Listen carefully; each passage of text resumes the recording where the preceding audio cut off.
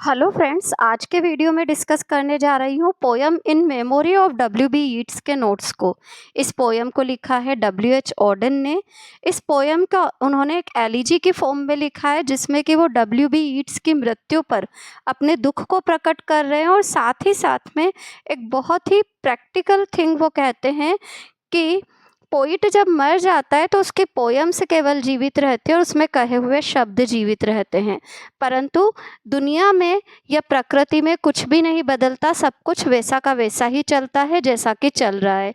कुछ एक लोग जो कि पोइट के एडमायरर थे, केवल वो उसे याद करते रहते हैं। इसके अलावा पोइट की मृत्यु का किसी पर कोई फर्क नहीं पड़ता।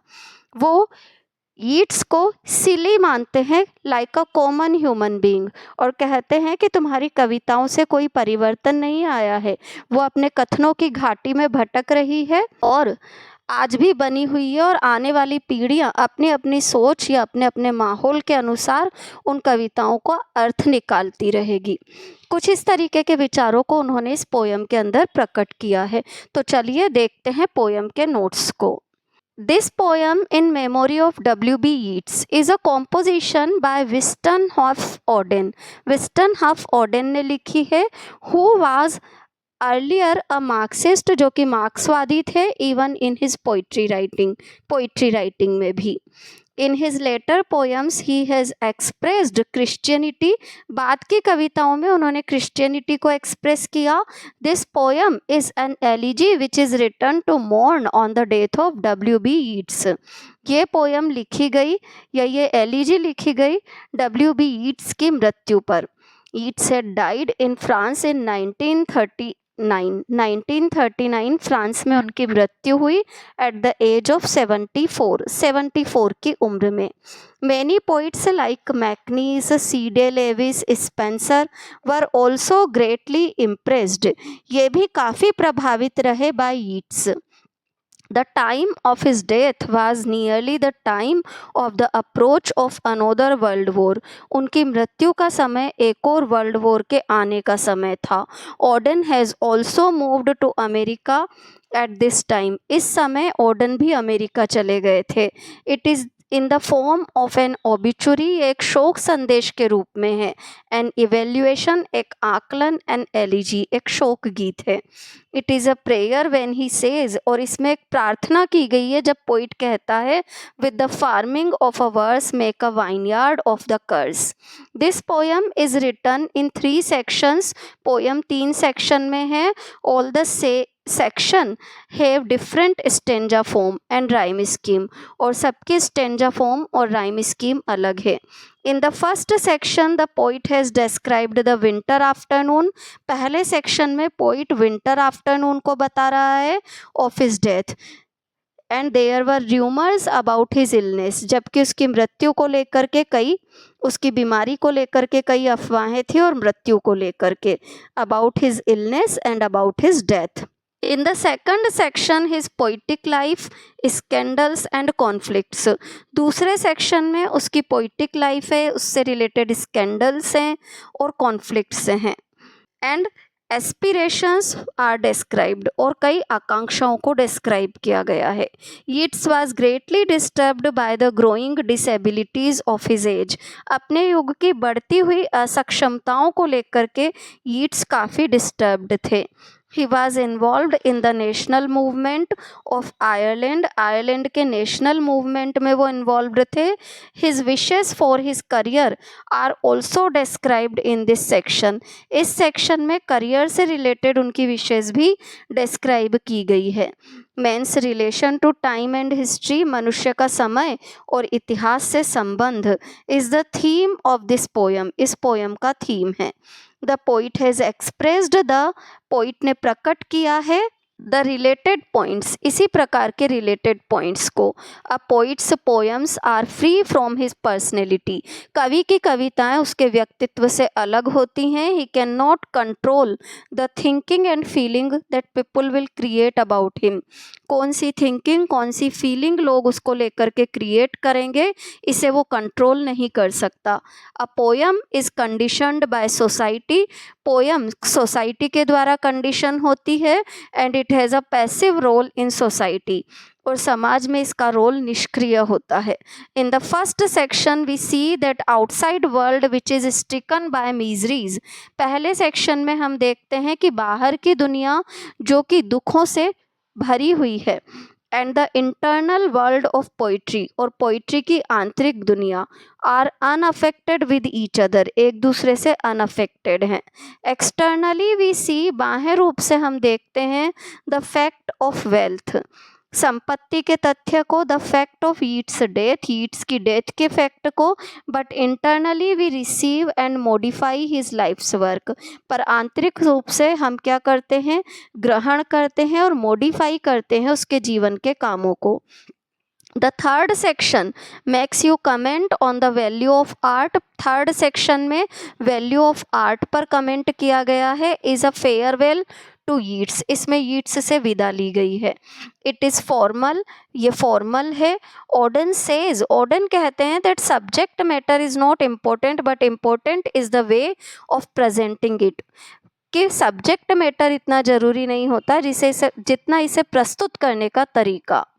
The style and language of the poet is important, poet की स्टाइल लैंग्वेज इम्पोर्टेंट है। Because time is affected by the manner of the saying a thing, चीज़ को कहने के तरीके से समय प्रभावित होता है, क्योंकि time pardons every crime of the poet, समय कवियों के हर अपराध को क्षमा कर देता है। Due to their brilliant use of words, शब्दों के उच्च प्रयोग के कारण। Rudyard Kipling and his views are pardoned, Rudyard Kipling और उनके विचारों को क्षमा किया गया। क्लोडेल इज पार्डन्ड, क्लोडेल को क्षमा किया गया। Yeats is will be pardoned, Yeats को भी क्षमा कर दिया जाएगा। सिमिलरली फॉर हिज नॉनसेंस, उसकी नॉनसेंस के लिए। Time is a worshipper of language, समय भाषा का पुजारी है। For it he forgives all the faults, और इसके लिए वो हर कमी को माफ कर देता है। Like cowardice, pride, vanity, conceit etcetera. worships a language and forgives everyone by whom it lives, poem की लाइन से। A great poem or a great piece of art, एक great poem और एक great piece of art can illumine and transform the human soul, वो जागृत कर सकता है, परिवर्तन कर सकता है मानवीय आत्मा में। Poetry is expression of love and consideration, poetry love और कंसिडरेशन का एक्सप्रेशन है। Poets surrender to life just for it can impress human soul, poet का surrender to life just for it impress करते हैं ह्यूमन सोल को, to love life and rejoice in it, कि वो जीवन से प्यार करें, रिजॉइस करें। So poetry has an unending influence on human soul, तो पोइट्री का एक अनएंडिंग इन्फ्लुएंस होता है ह्यूमन सोल पर।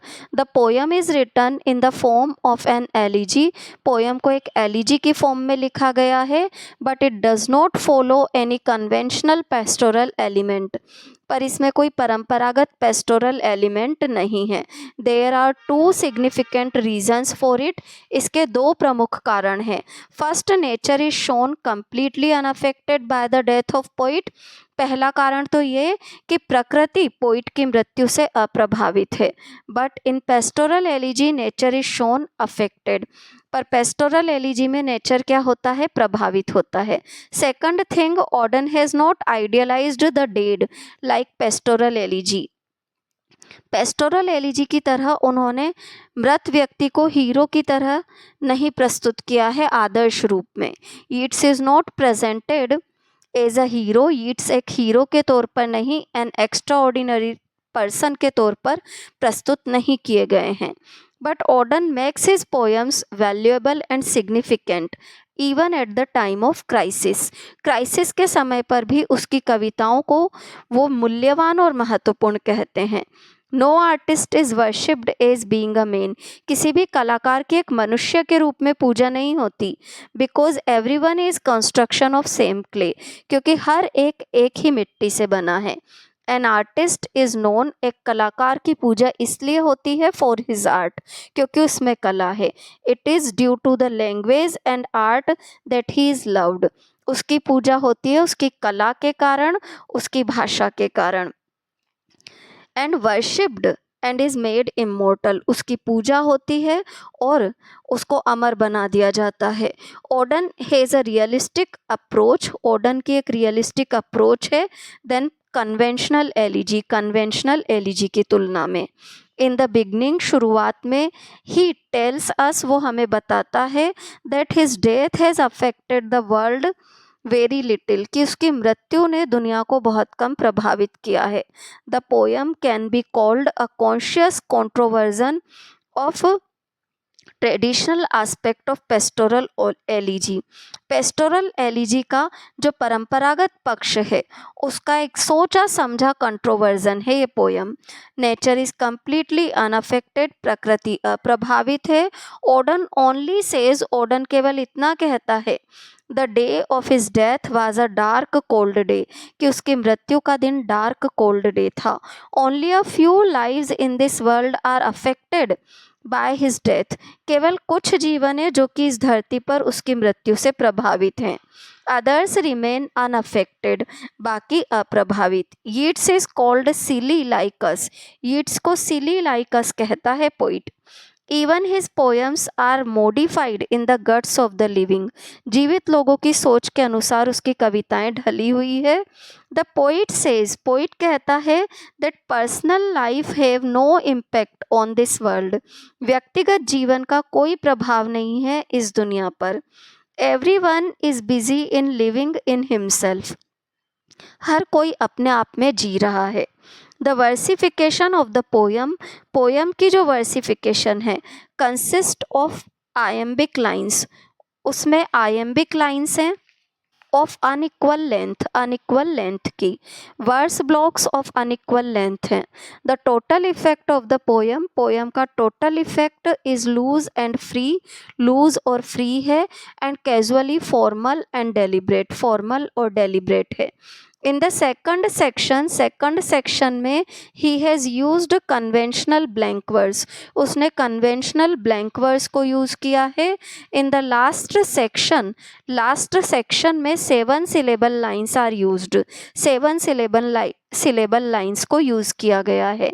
विच have a balance between 2 major and 2 minor stress, जो कि मेजर और माइनर स्ट्रेस के बीच का बैलेंस बताती है। The formal movement in the last section make a formal statement, जो फॉर्मल मूवमेंट है वो फॉर्मल स्टेटमेंट करता है सेकंड सेक्शन के अंदर। In the last part of the poem, poem के लास्ट सेक्शन में द पोइट सेज, पोइट कहता है that poetry can create a new social order, कि पोइट्री एक न्यू सोशल ऑर्डर को क्रिएट करती है। Man is bound to some limits, मनुष्य की कुछ सीमाएं हैं। But he freely praises the life, परंतु वो स्वतंत्र होकर के जीवन की प्रशंसा करता है। When everyone will accept this fact, value of poetry and consolation on the death of poet, जब हर कोई इस तथ्य को मान लेगा तो काव्य का महत्व और कवि की मृत्यु पर जो सांत्वना है कैन बी कॉन्स्टिट्यूटेड, वो ग्रहण की जा सकती है। We feel gratified to Yeats, हम यीट्स के प्रति ग्रेटिफाई हो जाते हैं। Who had become the source of rejoice, जो कि आनंद का स्रोत है। आइडेंटिफिकेशन ऑफ ह्यूमन एग्जिस्टेंस, मनुष्य के अस्तित्व की पहचान का स्रोत है। At least Auden in this poem has created a credible justification for such gratitude.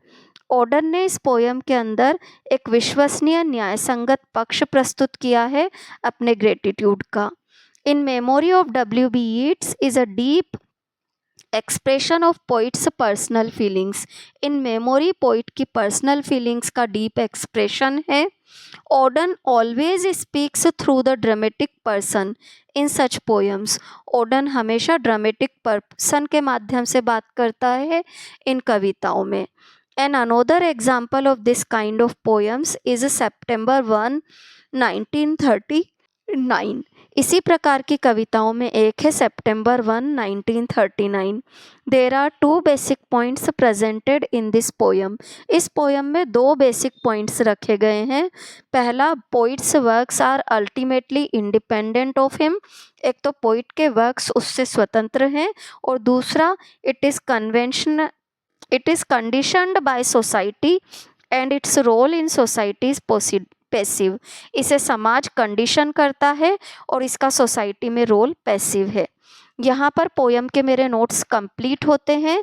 In notes से रिलेटेड कोई भी कंफ्यूजन हो तो कमेंट बॉक्स में कमेंट डालिए। नोट्स का लिंक मैंने डिस्क्रिप्शन बॉक्स में डाल दिया है। पोयम के एक्सप्लेनेशन को अच्छे से पढ़िए। एक्सप्लेनेशन के वीडियो पर जाइए, उसका लिंक भी मैं डिस्क्रिप्शन बॉक्स में डाल रही हूँ। और इसके अलावा भी फिर भी कोई कन्फ्यूज़न रहता है तो कमेंट बॉक्स में कमेंट डालिए, so that I can know and reply to that.